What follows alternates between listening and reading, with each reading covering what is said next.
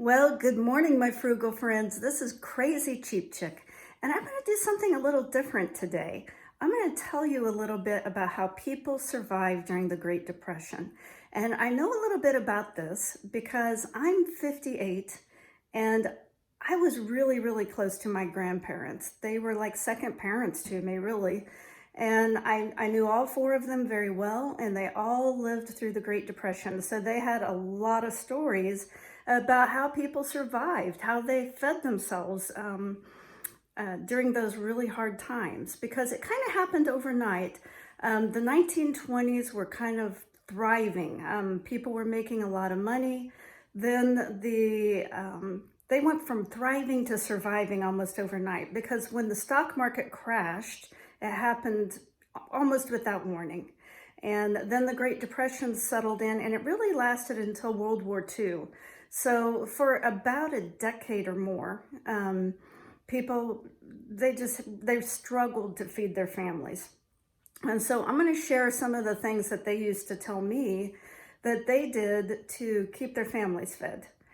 And I've kind of written down some notes, so bear with me if I have to look down at my notes.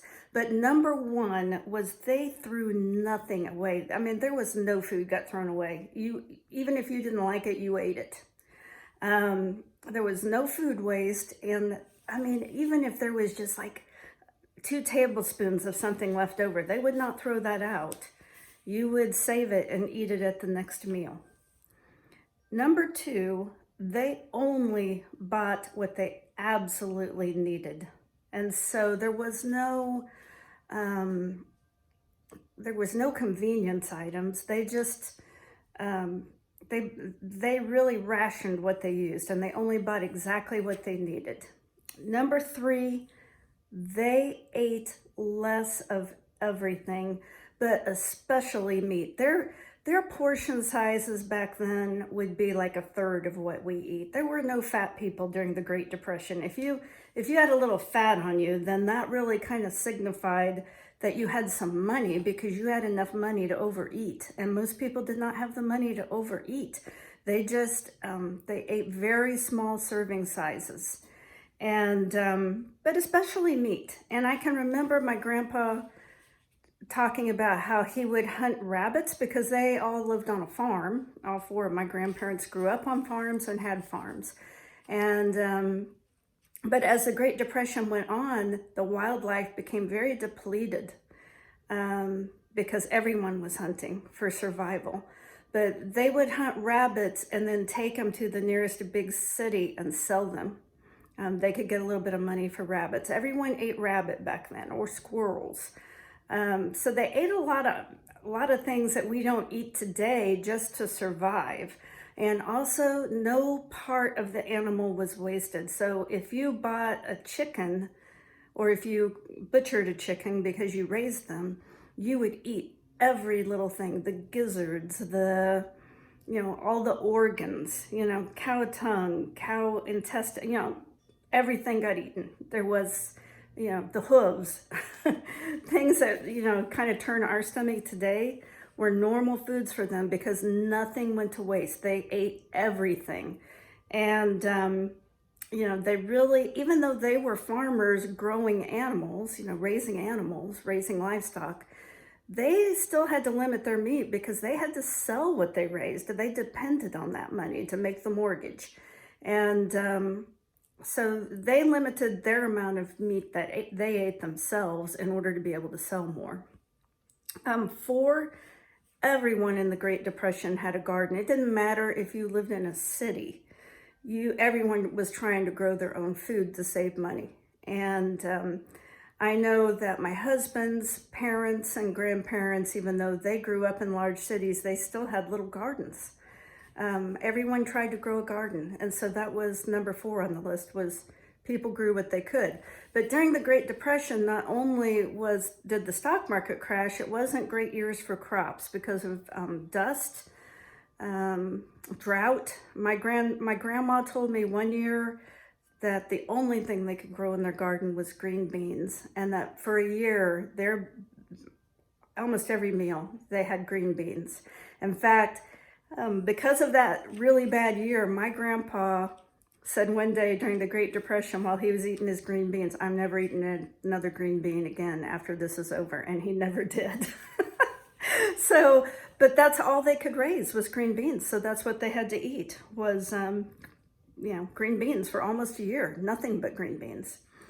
Then number 5 was they ate more rice and macaroni, or not rice, I'm sorry, beans and macaroni. They would stretch their meals, since you were only using a little tiny bit of meat, then you would add macaroni or you would add beans. Even, some of the dishes that have come down to us are kind of based on Depression era meals like meatloaf, like stretching beef by adding oatmeal to it or bread to it. Chili, with a lot of beans and just a little tiny bit of meat. Those are kind of Depression era standard meals. Number 6 was no eating out. Now, there weren't a lot of restaurants back then anyway, but especially where I grew up, I mean, if you ate out a meal, that would have been highly, highly unusual. I can remember, when my grandparents would go out, they brought their food with them. So if we were traveling to go see someone, usually we packed a lunch and took it with us. And by the time I was a kid, there were, plenty of restaurants and fast food places, and we could have eaten out, but a lot of times we didn't. My grandma packed us a lunch. She made a sandwich and, brought some boiled eggs or an apple, whatever. But you brought your food with you. You did not eat, you would not waste money eating out. And even by that time, of course, they were starting to accumulate some money. The farm had done well, but all those Depression era habits stayed with them, that fear. Because remember, it happened suddenly. And so I think they spent their whole lives in fear it would happen again, and they were going to be prepared this time. Well, people think it won't happen again, and I'm afraid that we may have some hard times coming to where we go from thriving to surviving almost overnight. So prepare yourselves. That's my motto.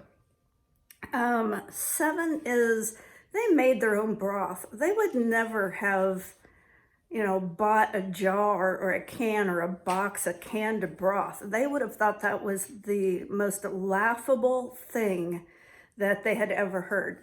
And it is really easy to make your broth, people. All you do is take like your scraps, like your potato peelings and your carrot peelings and your onion peeling, and you boil it, and then you strain off those scraps, and there's broth. That's vegetable broth. Or you take the bones left over from a whole chicken after you've picked it clean and eaten it, and you boil it, and then you strain it, and there's your chicken broth. And so they made their own broth. They would never have bought that already made. Nothing convenience. 8 is they ate more root vegetables, sweet potatoes, regular russet potatoes, onions, carrots. Those are very filling. I think probably potato soup probably came out of the Great Depression. I don't know. But they ate a lot of vegetables, way more vegetables than we eat today. 9, they ate a lot of soup. Soup is really filling and it's mostly liquid. So you're adding water or you're adding a little bit of milk or milk and water to make either a vegetable soup or potato soup or pea soup or carrot soup, broccoli soup, whatever kind of soup you are making. It has a lot of water in it and it fills you up. And so they ate a lot of soup, or sometimes they would thicken it and make it into a stew. Chilies, they ate a lot of that. 10, I kind of already touched on it previously, but I think it's worth mentioning. No convenience items. They would not have bought anything ready-made. I mean, they made everything themselves. My grandma made her own pie crust. They made cakes from scratch. They made pies from scratch. They made cookies from scratch. They made their own yeast rolls, their own bread. I was in the grocery store this week and I was walking around looking for deals. And I just thought, 90% of what is in here is a convenience food. There's very little real food in here. And I don't know, for some reason, it just struck me like how much of it is convenience food and very little of the things that you actually make, food from scratch. um, 11 is they foraged. Um, People don't realize that there's a lot of things that we think of as weeds that are food. Like, for example, dandelions. Dandelions are edible from the flower all the way down to the root. And back in the Great Depression, you could make a coffee out of dandelion roots. They would dry them out and grind them up. I'm sure it probably wasn't very good, but they did that. Plantain, sheep sorrel, there's wild onions, wild garlic. They would forage mushrooms. Mushroom hunting was a huge thing when I was a little kid. By then,